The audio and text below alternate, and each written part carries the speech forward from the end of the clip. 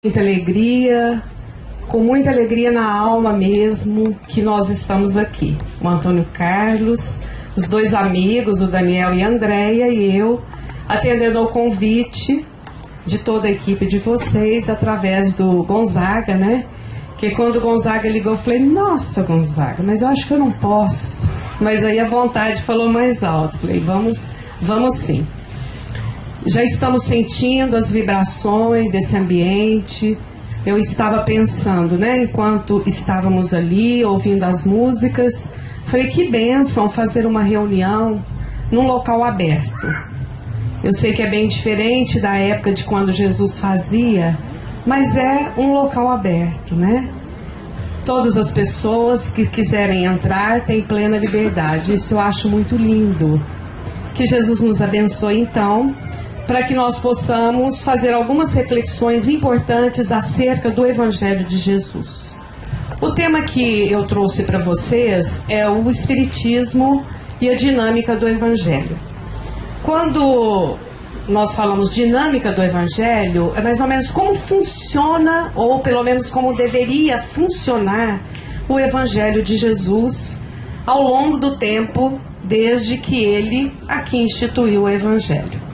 Então, preparando ainda mais o ambiente para o tema, Antônio Carlos vai cantar uma música sobre isso.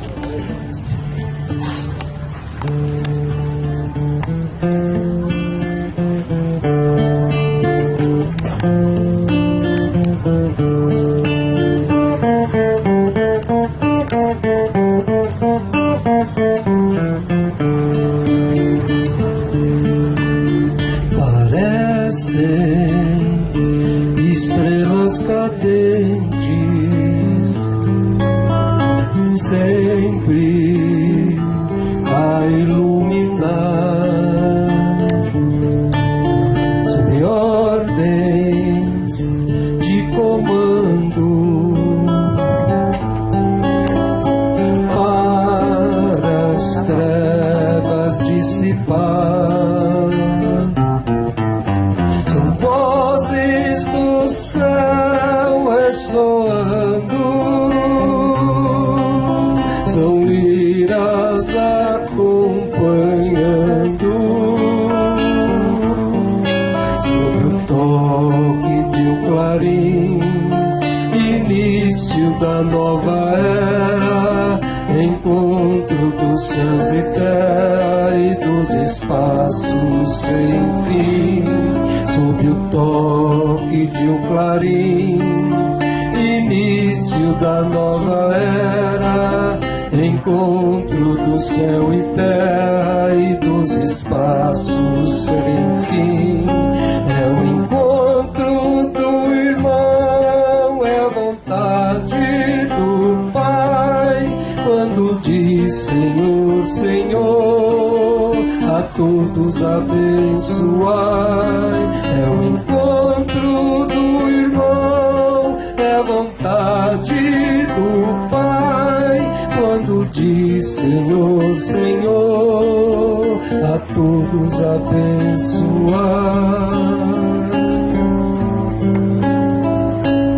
Parecem estrelas cadentes, sempre a iluminar.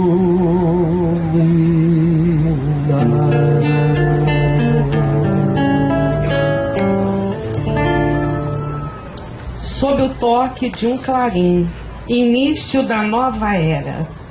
Foi assim que começou a preparação do nosso planeta para a chegada de Jesus na Terra. Jesus, o nosso irmão maior, que nos trouxe a Boa Nova. Conta-nos Humberto de Campos, no livro A Boa Nova, que para a chegada de Jesus, no século de Augusto, a preparação começou como se fosse um hino de paz em Roma. A cidade dos Césares se povoou de artistas, espíritos nobres e realizadores. O século do Evangelho e da Boa Nova foi preparado com amor. A esfera do Cristo se aproximou da terra, como nos disse a música, parecendo estrelas cadentes. Não é difícil nós imaginarmos isto. Vindo Jesus à terra para exemplificar, para ensinar a todos nós, e continua nos ensinando, que é possível sim amar o irmão. E é claro que toda essa preparação se fez para que Jesus aqui pudesse estar. Aproximavam-se de Roma e do mundo não mais espíritos belicosos como Alexandre ou Aníbal. Chegavam agora aqueles que se vestiam de andrajo dos pescadores para servirem de base indestrutível aos eternos ensinos do Mestre. O mundo se prepara para receber Jesus. E eu questiono, será que nós ainda estamos pensando como Alexandre ou Aníbal? Ou nós já estamos entendendo que precisamos vestir como os pescadores, sonhar como eles e acreditar como eles, para que possamos viver Jesus em espírito e verdade? E Jesus veio. E é claro que não vou relatar agora toda essa trajetória, porque todos nós já conhecemos e também não é o foco do nosso trabalho aqui. E depois de toda a sua atividade na terra e de todas as dificuldades pelas quais passou Jesus e passaram todos os seus discípulos, para que pudessem implantar o reino de amor, ainda nos fala Humberto de Campos, que Jesus transplantou da Palestina para a região do Cruzeiro a árvore magnânima de seu Evangelho. No teu solo dadivoso e fertilíssimo, todos os povos da terra aprenderão a lei da fraternidade universal. Olha que interessante. Dando um salto, porque depois eu farei uma retrospectiva, porque o Evangelho não veio diretamente da Palestina para a terra do Cruzeiro, que é o Brasil. Passou também pela França, mas está aqui conosco. E como nos disse Humberto de Campos, ele foi transplantado por Jesus para que essa árvore magnânima desse seus frutos. Olha que responsabilidade a nossa. Espíritos que estamos encarnados no Brasil, brasileiros, que viemos também de outras plagas, que na época, provavelmente, enquanto estávamos na Palestina, não seguimos Jesus. Não tínhamos coragem, nem ouvidos para ouvir as suas lições, nem olhos para ver as maravilhas de todos os seus feitos. Mas agora estamos com esse compromisso. Então não estamos mais ouvindo o Sermão do Monte naquela época, mas estamos aqui na praça em Jardinópolis, tendo a coragem de falar das lições de Jesus e de ouvirmos as lições de Jesus. O cristianismo, que é a filosofia do Mestre Jesus. O que é o cristianismo? É a filosofia de Jesus Cristo. O cristianismo deu origem a uma série de religiões ditas cristãs. Então, o espiritismo é uma doutrina cristã, mas nós sabemos que existem várias doutrinas cristãs, que todas elas têm alguns pontos em comuns e algumas divergências, e que infelizmente ainda discutimos e brigamos por essas pequenas divergências, quando deveríamos estar focados no ponto comum, que é o amor. A Terra, que é o planeta que nos abriga, que é o planeta que é coordenado pelo Mestre Jesus. Esse alicerce foi construído pelos 10 mandamentos. Então, com Moisés, é como se nós tivéssemos o alicerce de todos os ensinamentos, né, divinos. As paredes, as colunas e o telhado pelo Evangelho. Com o tempo, nós mesmos, né, espíritos endurecidos, embrutecidos, teimosos, renitentes, trancamos as portas, fechamos as janelas com pregos e paus de dogmas, que são verdades e salvações, e não permitiram que as luzes do conhecimento entrassem. Mas veio o Consolador, transplantado lá pelo Mestre Jesus da Palestina, trouxe as chaves, tirou os pregos e derrubou os paus. O que nós podemos entender, né, de tudo isto? Cristo trouxe a sua doutrina pura, perfeita. Antes mesmo que ele partisse naquela encarnação, as pessoas, nós, né, vamos dizer assim, nós, porque provavelmente nós e tantos outros dos nossos irmãos estávamos lá, e não alcançamos a filosofia do Mestre Jesus, que é o cristianismo, na sua pureza. E mesmo aqueles que se diziam alcançar essa doutrina, fomos colocando, né, conforme diz aí, fomos colocando trancas nas portas e nas janelas com os nossos dogmas, com os nossos preconceitos. E em nome do cristianismo, fizemos uma religião que separou, que desuniu. E que ao invés de libertar, em nome de uma pretensa salvação, nós aprisionamos os espíritos. E por isso ficamos aprisionados, né? Conforme dizemos aí, com as trancas, e que foi preciso então, conforme promessa do próprio Mestre Jesus, vir o Consolador para trazer a chave. O que é essa chave? Que está lá na introdução do Evangelho segundo o Espiritismo. São essa chave aí que vai tirar os pregos, né, metaforicamente falando, e derrubar os paus para que as portas e as janelas desse edifício da terra seja aberto, todos nós entendermos que a lição de Jesus é simples e clara: amar a Deus sobre todas as coisas e ao próximo como a si mesmo. Parece tão fácil, né? E nós ainda insistimos em viver nas grandes dificuldades. Se nós formos observar, o que é que nos aprisiona? São os nossos relacionamentos. Todos eles mal resolvidos. Por quê? Porque nós ainda estamos nos colocando naquele lugar de que eu sei e o outro não sabe. Eu tenho a verdade e o outro não tem. Criando preconceitos, criando dificuldades e embaraço para todos nós. Jesus está lá no Evangelho segundo o Espiritismo. Quando eu estava preparando esse trabalho e lendo o material, eu deparei, né, no Evangelho segundo o Espiritismo, coisa que a gente lê sempre no capítulo 8º, no item 18, daquele item que fala: deixai vir a mim os pequeninos, que é um texto de João Evangelista.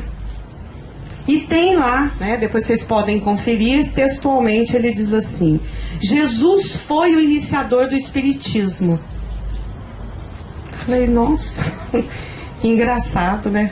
O próprio João, o discípulo amado, falando isto, então é bastante confiável. E aí no texto, que eu não coloquei na íntegra, mas todos vocês, eu tenho certeza que já leram e pode lembrar, que Jesus convida os pequeninos, porque era com esses que ele queria trabalhar. E aí nós vamos entender que quando ele está falando de pequeninos, explicações do próprio evangelista, que ele se refere àqueles que são pequenos na pureza, na simplicidade. Porque é com esse elemento que Jesus quer trabalhar. Porque quanto mais porque o conhecimento é importantíssimo para todos nós. Mas o conhecimento tem que libertar a criatura. Se eu sei muito para mostrar para o outro que eu sei, ou para aprisionar as minhas ideias e as dos outros, isso não significa nada. Então o conhecimento tem que me fazer uma criatura livre e cada vez mais entender que o conhecimento do outro também é importante para mim. E como Jesus trabalhava com parábolas, ele fala: deixai vir a mim os pequeninos. E entendendo que por pequeninos é aquele que tem a pureza do seu coração. Por isso que ele compara com uma criança. Lembrando que a criança, é claro que a gente sabe, né, que através da reencarnação, essas crianças que nós recebemos, elas não são tábulas rasas. Mas ele está querendo dizer da pureza daquela criança que está pronta para aprender. Por isso que quanto mais idoso, mais difícil às vezes de assimilar os conhecimentos. Jesus, como trabalhava com metáforas, e por que Jesus trabalhava com as metáforas? Se nós formos observar o que é uma metáfora, é uma comparação de linguagem. Mas quando ele não traz o elemento de comparação, vamos supor, Jesus não falou assim: deixe que venha a mim todos aqueles que se comparam como uma criança. Seria uma metáfora simples, que qualquer criatura pode entender. Mas ele: deixai vir a mim os pequeninos. Ele não coloca o elemento da comparação, para que nós possamos fazer essa análise.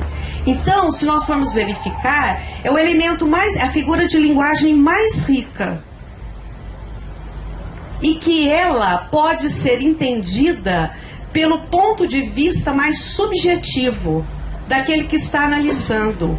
E que permite ser entendida em diferentes momentos, dependendo das circunstâncias, cada vez mais com uma abrangência de conhecimento. É por isso que Jesus só quase usava parábola. As parábolas e as metáforas, que a parábola também ela é metafórica, dada a sua riqueza de linguagem.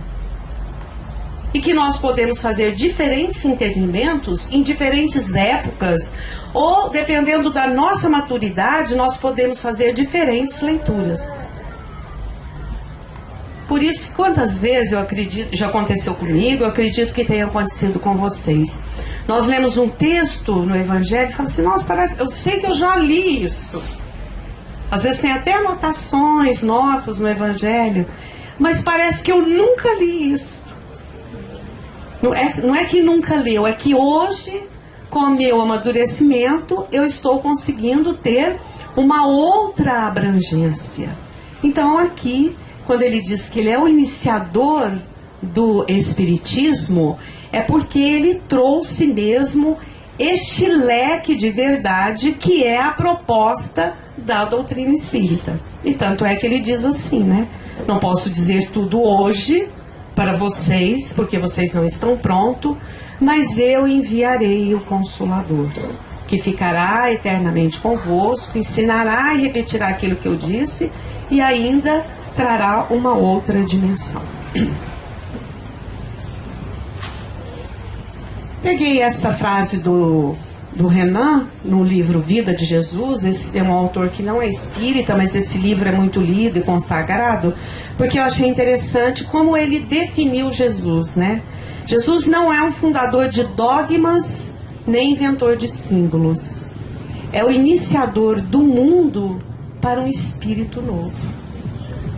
E que, se nós formos observar, é bem a proposta da doutrina espírita. O que é a doutrina espírita? É aquela que veio propor uma visão diferente, um espírito novo. Ou seja, vamos derrubar todos aqueles dogmas, aqueles conceitos, preconceitos que eu tenho, e vou criar agora um mundo novo, uma situação diferente.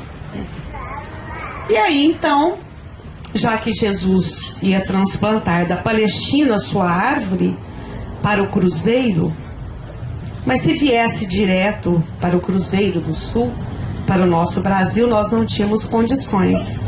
Então precisou passar pela nossa querida França, Paris, né? Na época em que Paris era considerada cidade-luz. França, naquela época, né, ela recebia e consagrava todas as grandes cabeças pensantes. Então tinha que surgir ali, para que a doutrina pudesse ser validada. mesmo porque as próprias pessoas, né, que receberam a doutrina, os médios, os espíritos que colaboraram, tinha seara fértil ali na França. Então, a 18 de abril de 1857, no Palácio de Versalhes, os dias de glória chegaram. O Livro dos Espíritos, trazendo toda a filosofia da doutrina dos Espíritos. Mas vamos chegar no Evangelho, que é disso que eu quero falar, né? O Evangelho segundo o Espiritismo, que o próximo ano vai completar 150 anos. Nós vamos ouvir falar muito do Evangelho, mas principalmente eu convido a todos, estou também neste lugar de convidado, para estudarmos o Evangelho, mas sobretudo para vivermos o Evangelho. É a terceira obra do Pentateuco Espírita. Primeiro, o Livro dos Espíritos, segundo, o Livro dos Médiuns e terceiro, o Evangelho. Na realidade, Kardec lançou em 1864 o Evangelho com o nome de Imitação do Evangelho. De fato, se a gente for pensar, é um nome um pouco estranho, né? Imitação é algo que parece que você está copiando, que não soa muito bem. E essa primeira edição, ela teve muitas críticas mesmo, porque Kardec tinha uma abordagem interessante, claro, mas que só pelo próprio título ela não foi bem aceita. Então, na terceira edição, que já é em 1865, ele muda o título e coloca o Evangelho segundo o Espiritismo. Lembrando que segundo aí significa de acordo com a doutrina dos Espíritos, né? Essa obra já, em 1865, ela estava corrigida, ampliada e modificada. E aí, o que nós vamos ver? O que contém essa obra? Contém a explicação das máximas morais do Cristo, com concordância com o Espiritismo e suas aplicações às diversas circunstâncias da vida. O que Kardec fez? Primeira coisa, né? Vai o nosso preito a este homem, a Allan Kardec, a Leon Hippolyte Denisard Rivaio, que era um homem extremamente culto e estudioso. E ele tinha profundo conhecimento da Bíblia. Afinal de contas, ele havia sido aluno de Pestalozzi. E na escola Pestalozzi, em Yverdon, Pestalozzi fazia exatamente isso. Era uma escola aberta para todos aqueles que pensavam a religião de maneira diferente. Então, para não ferir a susceptibilidade de nenhum aluno, ele lia a Bíblia e eles faziam os comentários. Ele ouvia os comentários dos alunos sem um foco profundamente religioso. Então Kardec tinha profundamente solidificado isso. Ele conhecia muito bem a Bíblia. Isso lhe permitiu que, quando ele foi escrever o Evangelho segundo o Espiritismo, selecionar os textos evangélicos, porque agora nós vamos entender, então, por isso que ele fala imitação do Evangelho no primeiro momento, é porque ele pegou o Evangelho de Jesus, escrito pelos 4 evangelistas. Por isso que ele tinha dado o nome de imitação, que naturalmente não ficou muito bom. Aí ele pega aqueles textos que não são polêmicos. Porque na realidade, qual que era o objetivo de Kardec? Que essa obra fosse realmente dirigida a todos os cristãos. Só que é claro que está com a ótica espírita. Por isso que ele fala segundo o Espiritismo. Se na realidade todos os cristãos de diferentes religiões, que são muitas as religiões cristãs, tivessem esse olhar, sem o melindre, sem o preconceito, todos poderiam ler essa obra. E temos certeza que encontrariam nela concordância com todos os seus ensinos. Né? Porque qual que era o escopo de Kardec? Qual que era o objetivo? Né? Ele buscou a concordância com os ensinamentos cristãos. Se nós formos verificar, nós vamos observar que as diferentes religiões cristãs, às vezes nós divergimos na filosofia, mas no aspecto da religião não. E qual que é o ponto máximo das religiões cristãs? Amar a Deus sobre todas as coisas e ao próximo como a si mesmo. eu convivo com algumas pessoas que são católicas mesmo, que estudam, que professam a doutrina, e eu dizia muito isso para uma amiga em especial, é que nós não temos discordância no aspecto religioso. E aí que é o ponto que nós, se nós formos observar, todos nós cristãos deveríamos aportar o nosso barco, né? A dinâmica, portanto, do Evangelho de Jesus, ela é isenta de preconceitos. Ou deveria ser. Se tem preconceitos, é porque nós estamos fugindo da dinâmica do Evangelho, né? Isto está em Jesus, Kardec e os espíritos que trabalharam na codificação.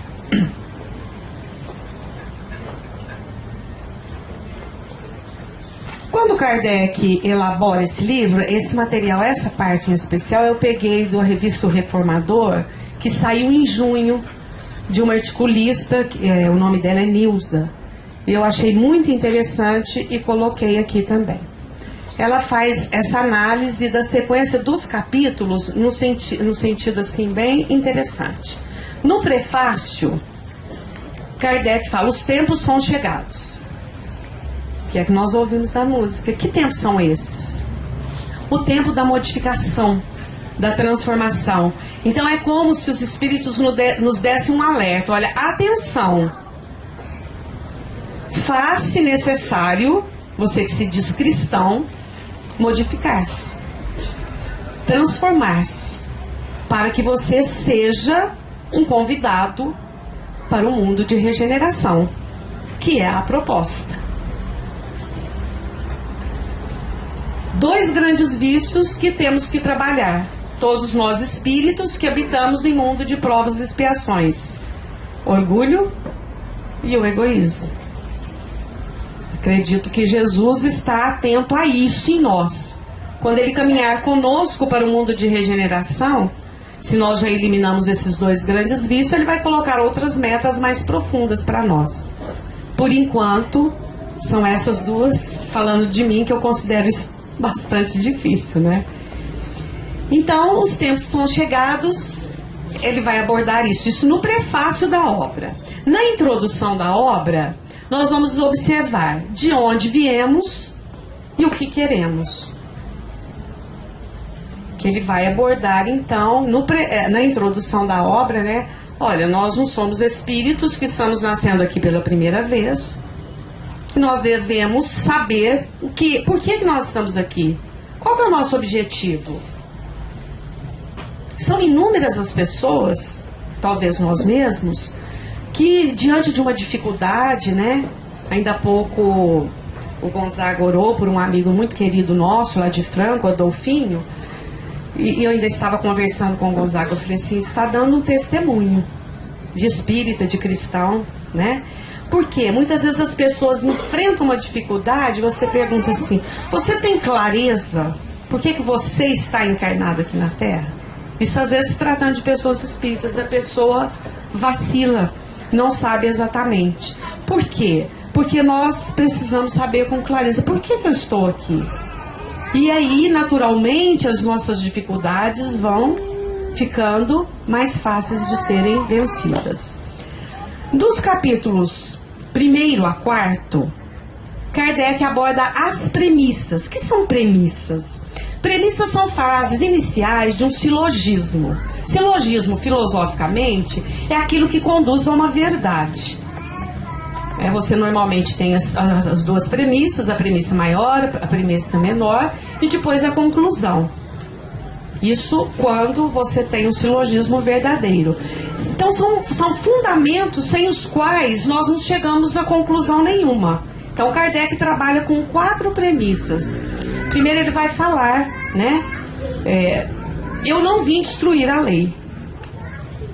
Nós temos que ter clareza de que Jesus não veio destruir a lei. Quando você tem claro isso, todos os conhecimentos pretéritos dos grandes profetas, e quando nós vamos nos recordar do Velho Testamento, embora nós os espíritas não somos afeitos a estudar, mas deveríamos, porque eles são fundamentos, são os alicerces, né? Como eu disse, os 10 mandamentos antes, são alicerces de todo conhecimento filosófico nosso, nós entenderíamos que Jesus então não veio destruir nada, porque é claro que todos esses profetas que o precederam estavam também trazendo as leis divinas. Depois, quando ele fala que não veio destruir a lei, ele vai mostrando também que o reino dele não era deste mundo. Outra premissa importantíssima e que nós temos que ter clareza. E que até os discípulos do Mestre Jesus, que foram espíritos altamente preparados, espíritos generosos, eles vacilavam e oscilavam neste fundamento e nessa premissa. Porque eles queriam mostrar para a humanidade que Jesus realmente era um rei. Por que Judas resvalou? Porque ele amava profundamente o Mestre. E ele entendia a profundidade do Mestre Jesus, mas ele queria que todos os outros entendessem, ele queria mostrar isso com verdade, com clareza. Porque ele também não tinha alcançado essa premissa importante, que é: o meu reino não é deste mundo. Quando nós queremos convencer as outras pessoas daquela verdade que nós já alcançamos na doutrina espírita, ferro e fogo, nós ainda estamos nesse lugar, achando que o reino de Deus, o reino de Jesus é deste mundo, né? E aí ele fala também duas premissas importantes, sem as quais não dá para compreender o Evangelho segundo o Espiritismo, né? É necessário nascer de novo, para que nós possamos alcançar o reino de Deus, que é a premissa da reencarnação. E também da pluralidade dos mundos habitados. Na casa de meu pai há muitas moradas. Então vejam que clareza, né? Ele não veio destruir a lei, o reino dele não é deste mundo. Aí entenda que o reino de Deus é imenso, que existem muitas moradas, que nós teremos oportunidades de renascer em outros mundos, e que também a lei da reencarnação é uma verdade. No capítulo 5º, ele vai abordar como nós estamos ainda, que ele vai tratar dos bem-aventurados, os aflitos. Como nós estamos aqui? Aflitos. Todos nós estamos aflitos, cada um com a sua aflição, mas todos nós ainda somos espíritos bastante aflitos, né? Por isso que ele aborda então no capítulo 5º essa parte. No capítulo 6º, particularmente para mim eu acho mais lindo, ele vai apresentar o Cristo Consolador, que é como podemos proceder. Se eu sou uma pessoa aflita, se eu sou uma pessoa que tem as dificuldades, como eu tenho que proceder para aprender a serenidade, a humildade. E aí, por isso que eu falo que eu acho mais bonito, que é o que me consola, né? Quando, numa linguagem bem popular, quando o bicho está pegando para mim, eu pego essa parte e leio o item 7. Eu sou o grande médico das almas. Eu venho para os fracos, para os sofredores. É o Espírito Verdade falando, né? Como que eu devo proceder? Confiando plenamente que Jesus está para todos nós, que Ele nos ama, está em nome de Deus, acolhendo todos nós nas nossas aflições. Nos capítulos 7º a 17, ele vai trabalhar o ideal a atingir, que é a perfeição moral. Ele vai dizer: olha, você é um aflito, você sofre, mas você tem um objetivo. E esse objetivo foi impresso por Deus para você. Mas foi impresso por Deus, mas é preciso que você compartilhe com isso. Hoje não está na moda compartilhar? Lá no Facebook? Gostou, curtiu, compartilhou? Nós temos que compartilhar. Porque nós gostamos, mas só gostamos. Então nós temos que compartilhar com este ideal, que é de atingir a nossa perfeição moral. Que não é fácil, mas é uma meta impregnada pelo nosso Pai em nós, e que todos nós estamos fadados a alcançar. Claro que cada um vai buscar o seu tempo, né? Mas comecemos agora. As nossas dificuldades são apresentadas no capítulo 18 ao 24. Eu tenho que alcançar a perfeição moral, mas eu sou uma criatura que ainda trago muitas dificuldades. E a maior de todas elas é a não adesão ao cristianismo. Mas como? Eu sou cristã, eu sou espírita, o espírita é cristão, como que não adesão ao cristianismo?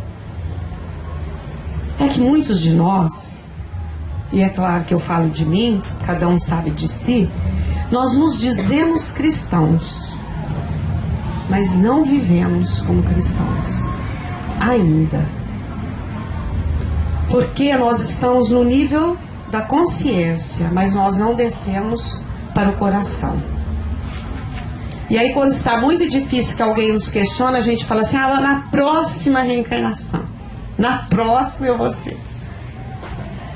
Quanto tempo faz, né, que nós estamos deixando para a próxima, E a nossa diretriz, que está nos últimos capítulos, 25 ao capítulo 28, é trabalho a favor do bem. Como é que eu vou conseguir tudo isso, vencer toda essa trajetória? É trabalhando no bem. Primeiro, próximo sou eu, né? Todos nós já ouvimos muito isso. Porque quando eu trabalho a meu favor, né, eliminando os meus defeitos, as minhas dificuldades, os meus pontos ainda de preconceitos, os meus dogmas, a minha inflexibilidade em alcançar o outro, eu sou capaz de trabalhar em favor do meu próximo, que é a proposta do Mestre Jesus para nós quando ele resume tudo, né?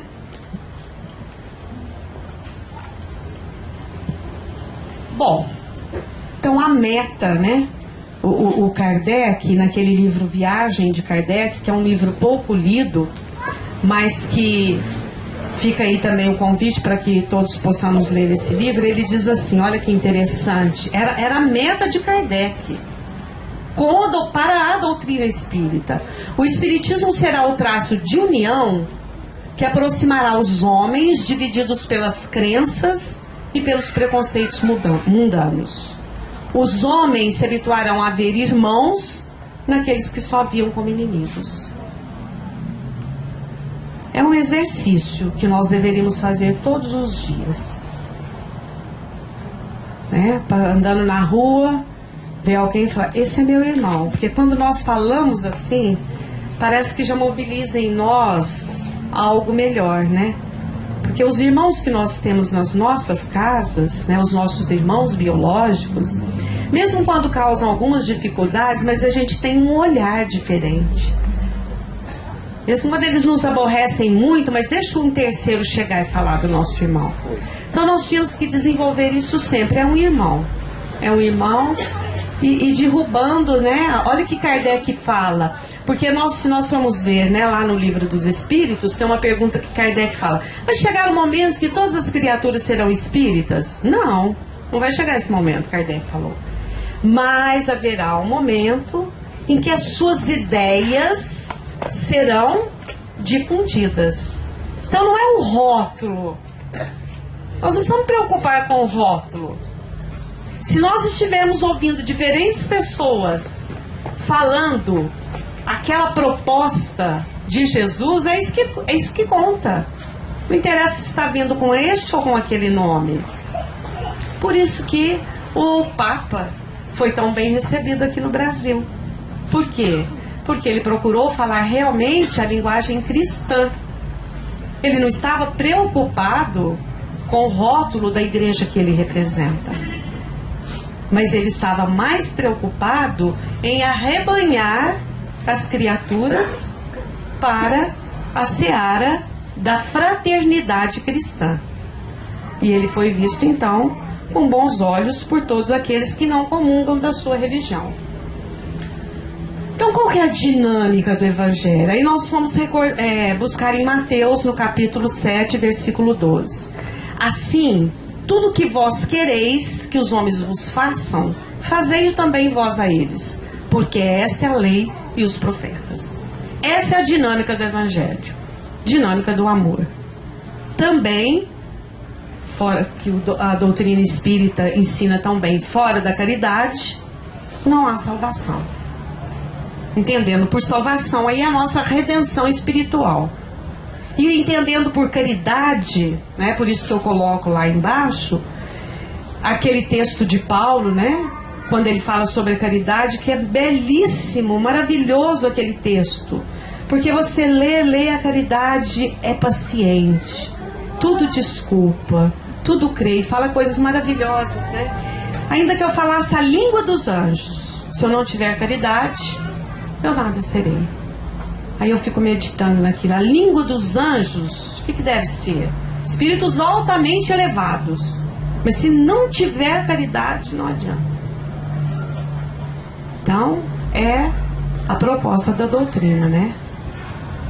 Que é uma proposta que vale para todos nós. Ou nós acreditamos nisso, toda a humanidade vai caminhar para isso. E já está caminhando. Às vezes as pessoas não acreditam, mas já está.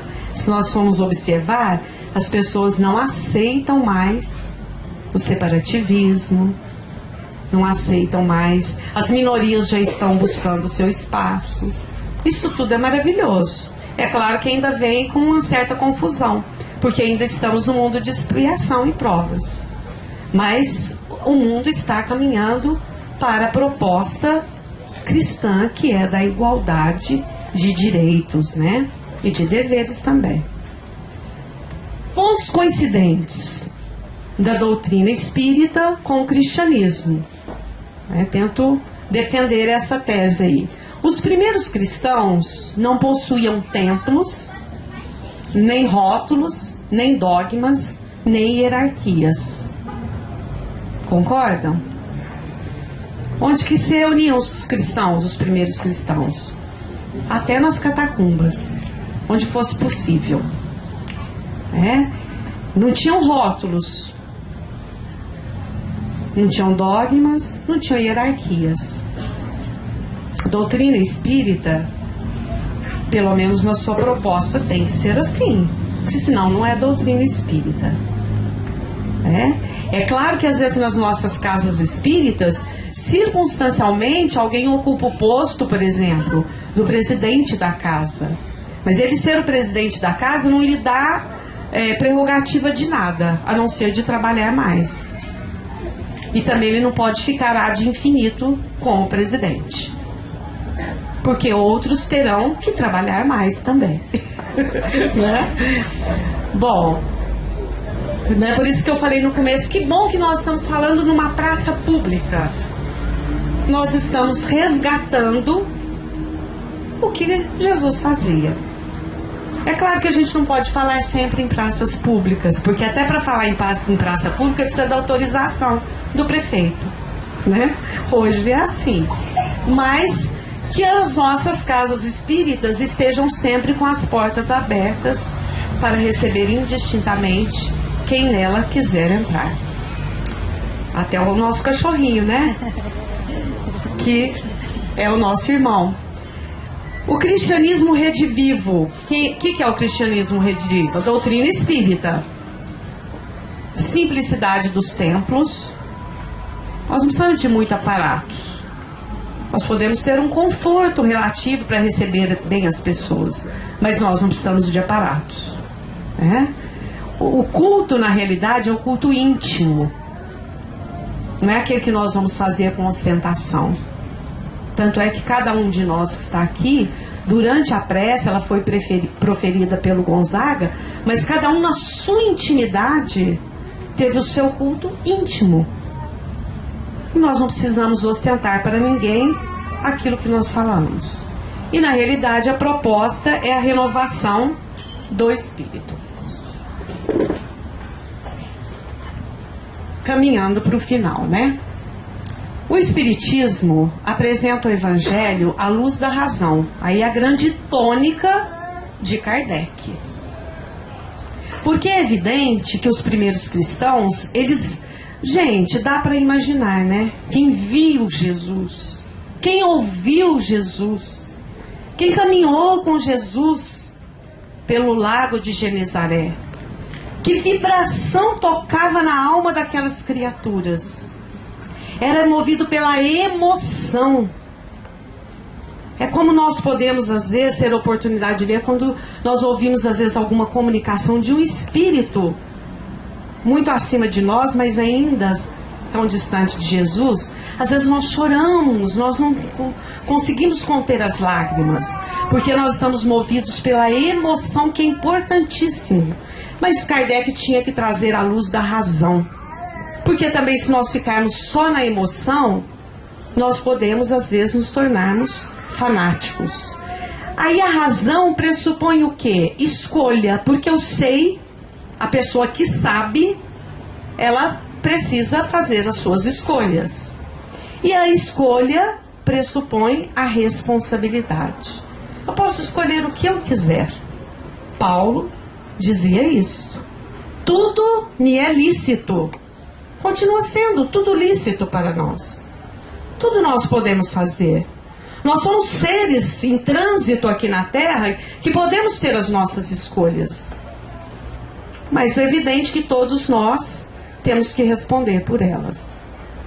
O Evangelho, na visão espírita, é prática responsável, madura e traz uma postura interna, íntima, assim como aquela ensinada pelo Mestre Jesus.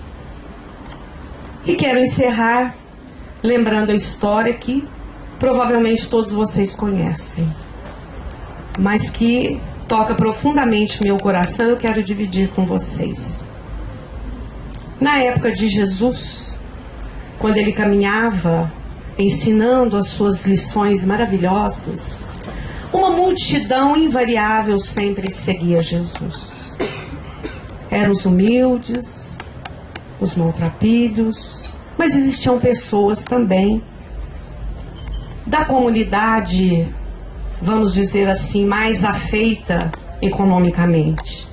E via-se sempre uma mulher jovem, bonita, que era esposa de um intendente do Senado. Era esposa de Cusa. Trabalhava para a comunidade judaica, mas também acabava fazendo, às vezes, dos templos romanos, porque na realidade ele tinha os seus interesses e queria agradar a todos e estava bem. E Joana, aquela mulher profundamente sensível, um espírito já pronto na época de Jesus, bebia as lições do mestre, mas estava muito triste porque o seu esposo não correspondia a nada e não aceitava que ela ouvisse o mestre. Um dia, aproveitou a oportunidade que o mestre estava na casa de Pedro e foi até ele e conversou profundamente com o mestre Jesus. O que faço, mestre? O meu esposo não aceita as suas lições. Eu já fui tocada no meu coração pelo seu evangelho de amor. O que devo fazer com ele? Insistir veementemente para que ele aceite as suas lições? E Jesus foi apenas ouvindo. Imaginemos Jesus, um espírito profundamente sereno, que sabe ouvir as pessoas. Diferentemente de muitos de nós, que quando a pessoa começa a falar, a gente já quer explicar. E depois que Jesus ouviu tudo, ele disse assim: minha filha, Deus te colocou neste lar, você já aprendeu com o Evangelho, para que você ocupe o seu lugar de esposa, paciente, serena, e aceite o seu esposo. Ele não é como você queria que ele fosse, mas é o companheiro que Deus te ofertou para que você pudesse aprender com ele. Quem é que tem mais obrigação para ajudar?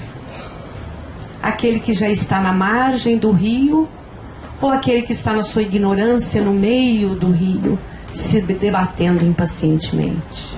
Quem tem braços fortes para ofertar? E ela vai para sua casa com aquelas palavras do mestre em sua alma. E realmente procura fazer tudo aquilo que o Mestre Jesus ensinou. O tempo passa, ela recebe no seu lar um filhinho muito amado, o tempo continua passando, os negócios ficaram difíceis para aquele intendente do Senado, ele perde todos os seus bens, se perturba, desequilibra e volta à pátria espiritual.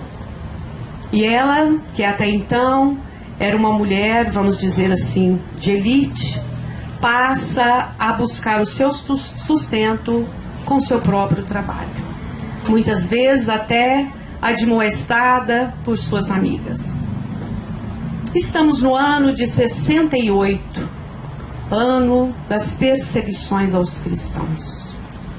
Vemos numa praça pública algumas pessoas sendo queimadas porque diziam acreditar em Jesus.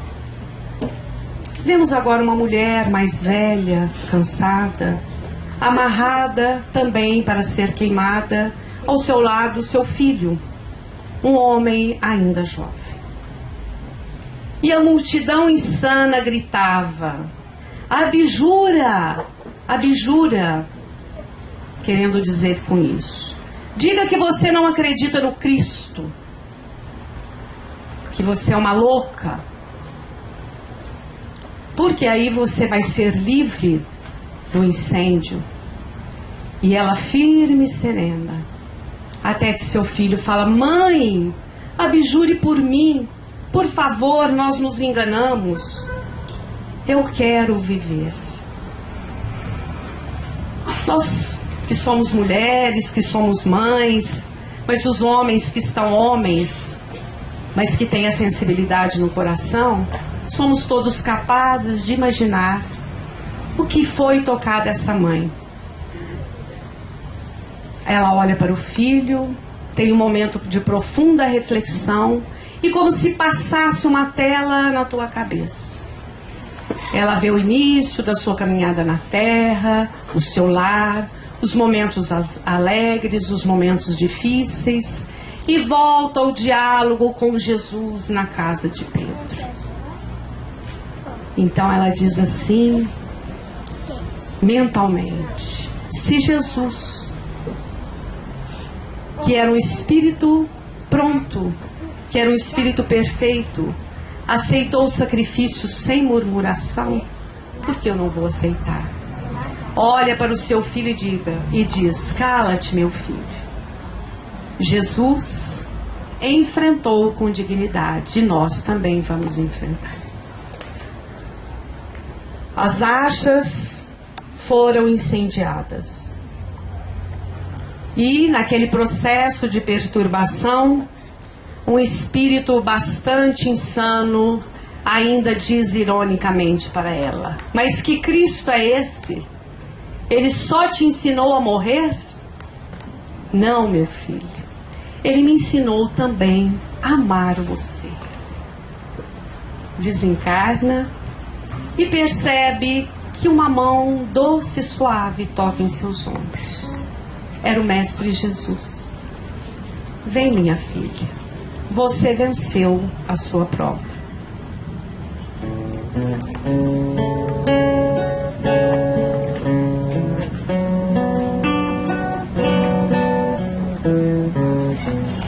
Senhor Jesus, amigo verdadeiro,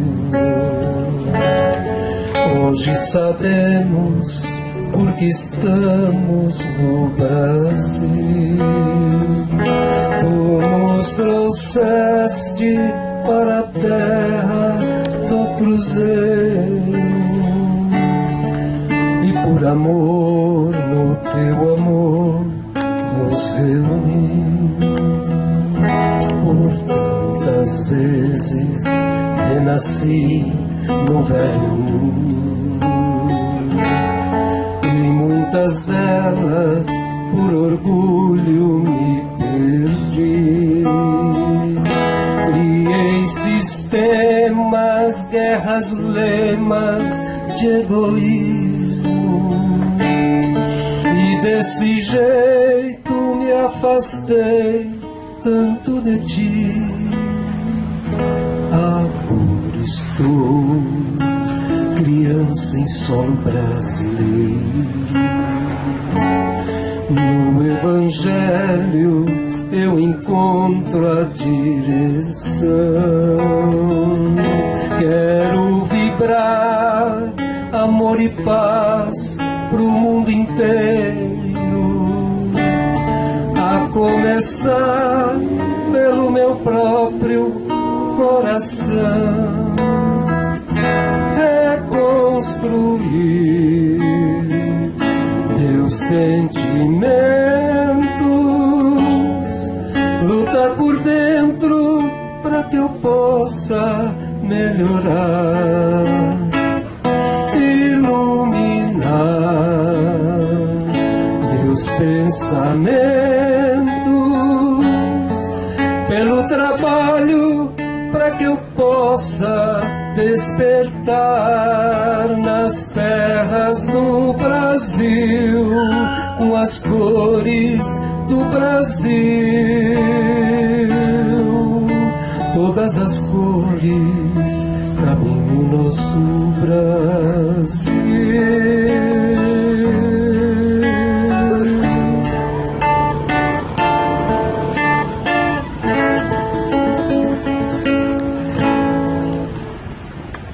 Que Jesus nos abençoe sempre, que nós possamos na terra do Brasil despertar verdadeiramente para viver o Evangelho de Jesus em espírito e verdade. Que Jardinópolis possa ser sempre abençoada, que os espíritas de Jardinópolis cumpram a sua tarefa de amor e de divulgação dessa doutrina. Muito obrigada.